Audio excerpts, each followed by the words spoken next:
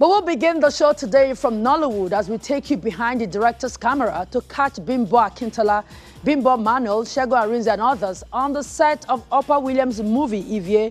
Ivie is a story that highlights how vulnerability exposes women and children to sex predators. Scene 86, leads 65, take 3. Action! Movie dates! A movie! How you think?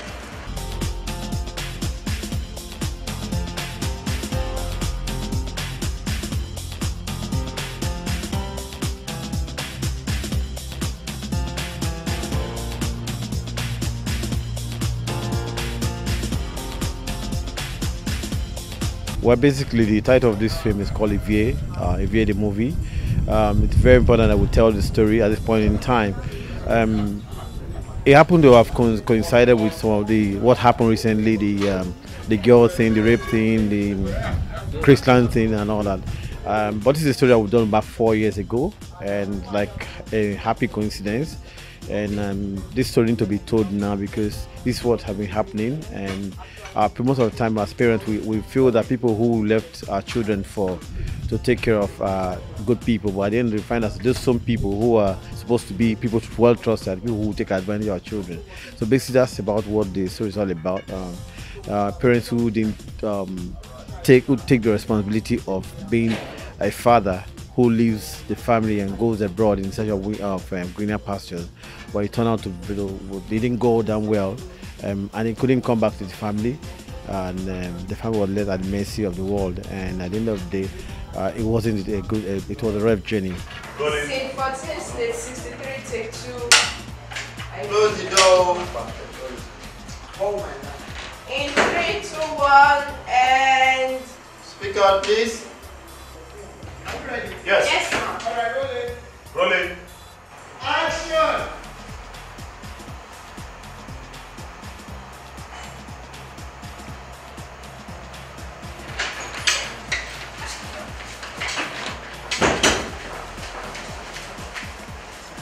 You call for us? Yes, and please sit. No, sir. What? Sit. Sorry, ma'am, you want the introduction. Oh, jeez, I'm sorry, guys. Quiet outside. Nobody talks about the issue of child molestation outside, but it's rampant in our society.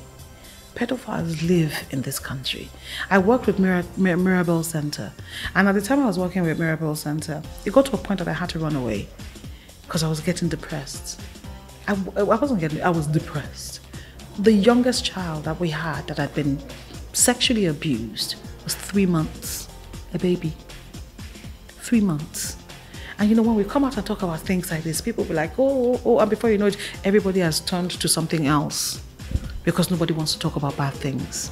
And then when they do talk about it, it's to stigmatize the child involved or the parents or whatever. We have such a case roaming around right now. And people, I've been on social media and I've seen the sort of comments people are making about a child. They should be ashamed of themselves. They should be thoroughly ashamed. We're talking about a child. A child cannot give you consent for anything sexual. We have a lot of things going on in the country. We have people accusing parents bad parenting. We have people accusing children of not being properly trained and all that. We have a lot of things going on in society that is concerning, that is relatable to this story. Which other scene do we have with you after this one? We have one more. Is it this The one that you were cleaning. I'm not going to know this. With Segun. I'm not going to know this. And you know this one was for... Man coming out. And let me see the tip. There are so many people. Just tell him to punch the kids.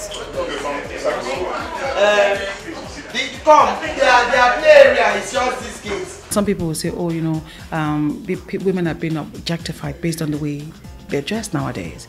But we're reflecting society, so we can't take that. But it's not just the movies that, you know, that are doing this. It's you open a book, even a novel, the picture in front of it is objectifying women.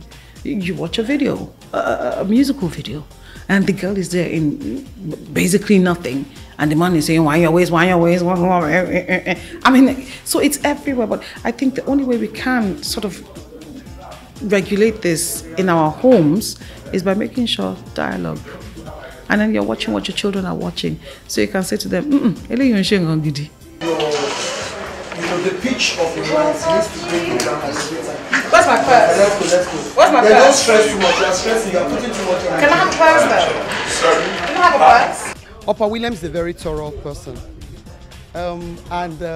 He's very Afrocentric, if I must say that. He's very, very Afrocentric. He wants to tell a story. He wants to tell an indigenous story. He wants to tell an African story, a story that people will identify with. So you find out that his story, they can relate, you know, the upper class can relate, the grassroots can relate with it. And it's just a natural story. They are not stories that you begin to go and read in some foreign books. Or maybe it had happened. Somebody can watch a movie made by Opa Williams and believe that this happened in Nigeria. And this is a Nigerian story. And that's what I think is going to sell our African movies more. We need to tell our own stories. We don't need to we need to tell our own story, what is happening in our environment, so that it can be relatable. But I miss you, but I miss the way they give us food. The food way they give me, I don't miss it. When you go come back, you don't go, you know, go find me something, make it food for more kids.